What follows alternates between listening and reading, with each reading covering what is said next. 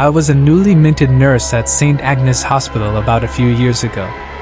I had been trained extensively in caring for patients with various illnesses and conditions.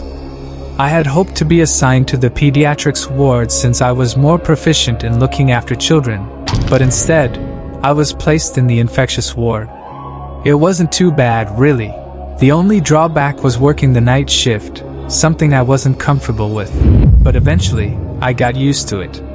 This is where my story begins. Before I start, let me tell you about St. Agnes Hospital. It was the same hospital where my older brother was assigned on his first day as a doctor. Like most new doctors, he was assigned to the emergency room and during his breaks, would hear interesting and sometimes scary stories about the hospital. There was a story about the ghost of a nun who would visit the rooms of patients who would then die the next day. There was also a story about a nurse who supposedly disappeared during the war, and even ghost children are said to play around the hallways. I must admit they are scary stories, but as a nurse, I had to prioritize the health and wellness of my patients, so I tried not to think much about it. I started my shift by clocking in at exactly 6 p.m., going to the nurse station, picking up patient files for the night, and going about my rounds. I would visit usual patients like Mr. Knox and old Mrs. Smith before heading back to the nurse's station to write up my round notes. Sometimes we would get buzzes from patients asking for a glass of water or someone to talk to. I didn't mind those. It was the least we could do to make their stay more comfortable. Often, these patients' conditions would improve, and they'd be transferred to regular rooms, while others stayed until they were discharged or passed on. Thankfully, I hadn't had any patients pass away on my shift. Sometimes we'd get a late admission, and we'd be assigned to watch over them until our shift ended. One particular night shift, I was clocking in as usual when my superior informed me of a late admission and that I would be taking care of him for the next few days. I took the patient's chart and walked to his room to greet him. I knocked on the door and walked in. "Hello, good evening," I said. I stared at the patient as he sat upright on the bed, looking out the window. He seemed to be in his early 40s, but was already graying. He had very deep-set eyes and was always looking to his side as if checking where he was or who was with him. His hair was somewhat disheveled, and his arms had multiple deep cuts. I wondered where he got those cuts. I looked at his medical chart for a name, Avery Shand. "How are we feeling, Mr. Shand?" Mr. Shand didn't respond. I cautiously walked over and said, "I'll be taking your vitals if that's all right." This time, Mr. Shand looked at me and nodded, allowing me to proceed. I checked his pulse and heartbeat, both normal. I checked his temperature and reflexes, also normal. I observed his breathing and overall demeanor. Everything was normal. I then asked again, "So, how are you feeling? Do you feel any pain? Are your wounds hurting?" Mr. Shand remained silent. I wondered why someone like him would be in the infectious ward if I didn't know his ailment. Patients who wouldn't tell us their problems were always challenging. I kept a cool head and said, "Is there anything you need that I can get for you?" Mr. Shand looked at me and said in a hoarse voice, "Water." At least he was hydrating himself, I thought. As I walked to the door, I heard Mr. Shand ask, "When is the next full moon?" What an odd question. I looked over my shoulder and replied, "Probably 3 days from now." Mr. Shand settled back into his bed, looking at the window. I then walked out of the room and made my way back to the nurse's station to get him a glass of water. "So, what does the patient want?" one of the nurses asked. "Just a glass of water. I can't seem to get him to tell me what's wrong with him. I don't even think he's ill." "Who admitted him?" "No idea," another nurse replied. "But he just walked up to the station and said he was admitting himself. I wonder where he got those cuts." I mused. "You don't suppose you know what I think?" my supervisor said. "I think he self-mutilates. That's probably why he's here. You have to keep an eye on him if he tries cutting himself."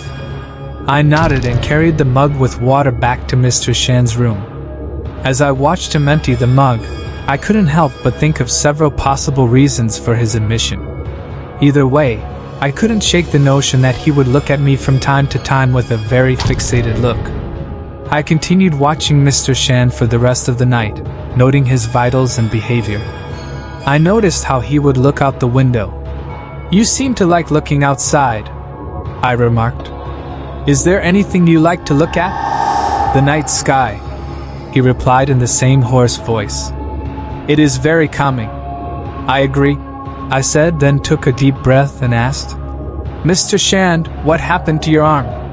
Where did you get those cuts?" Suddenly, Mr. Shand quickly covered his wounded arm with his free hand and glared at me. "It's none of your business. I want to rest. Please leave." He laid back on the bed and turned his back to me. Not wanting to irritate or make him uncomfortable, I complied and left the room. I sighed and walked back to the nurse's station, beginning to work on my reports. Hours passed, and some of us felt hungry, so we agreed that one of us would stay at the station while the others went out to buy food from a nearby convenience store.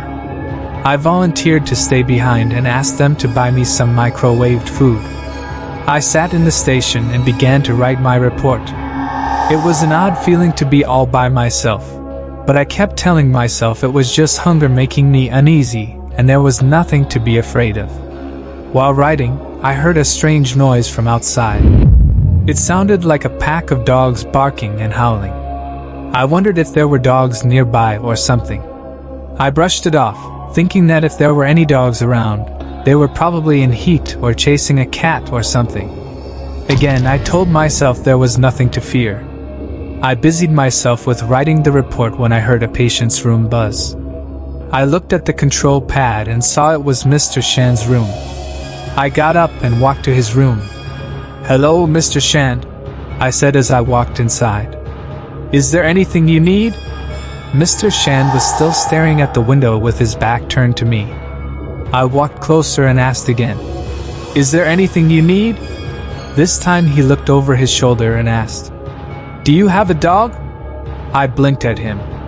What an extremely odd question. "No, I don't have a dog," I replied.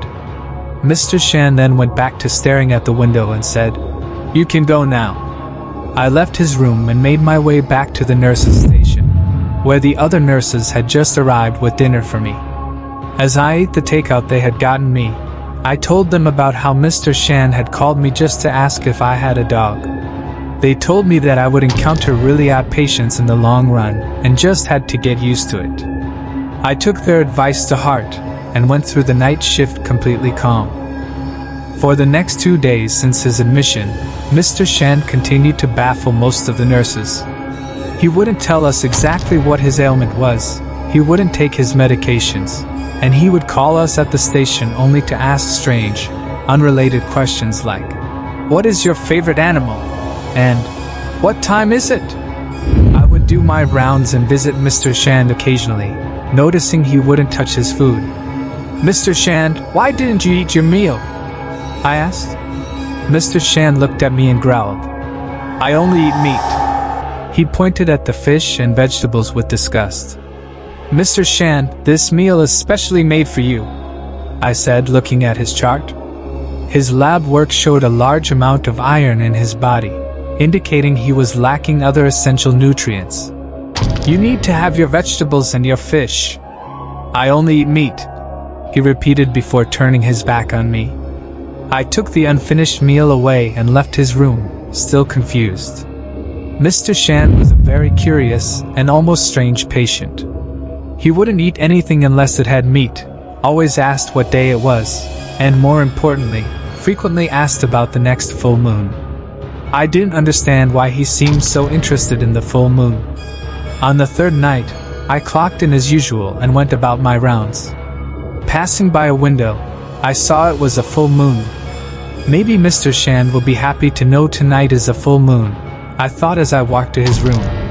"Mr. Shand," I said, knocking on the door. "It's a full moon tonight." When I didn't hear anything, I knocked again and went inside his room. I stumbled back in complete horror. The room looked ransacked. The lights were flickering, and a few had broken bulbs. The cabinets had large scratches, and one door was off its hinges. The bed was overturned, and the mattress ripped apart. The bedding and curtains were torn to shreds. I looked around for Mr. Shand. What happened? I asked myself. Suddenly, I heard a familiar growl. I looked and saw a shape crouched in the corner of the room. Mr. Shand, are you all right? Did you fall off? I stopped mid-sentence as I saw the shape slowly get up. The shape was a creature at least 7 feet tall. It had dark gray hair all over its body, long and bent legs like a dog's hind legs, long arms, and hands with sharp claws. Its head terrified me the most. It had a long snout, large pointed ears, bright yellow eyes, and a jaw with sharp fangs. It was a wolf's head. I stumbled back in fear, noticing the creature wore the same hospital gown as Mr. Shand and had the same wounds on its arm. Then it dawned on me. Mr. Shand, is that you? I cautiously asked. The creature began to snarl, then growled and walked toward me menacingly. I tripped and fell to the ground, staggering away as the creature hissed and growled, its mouth gaping with saliva dripping. Trembling in fear, I raised the clipboard in my hands and swung it across the creature.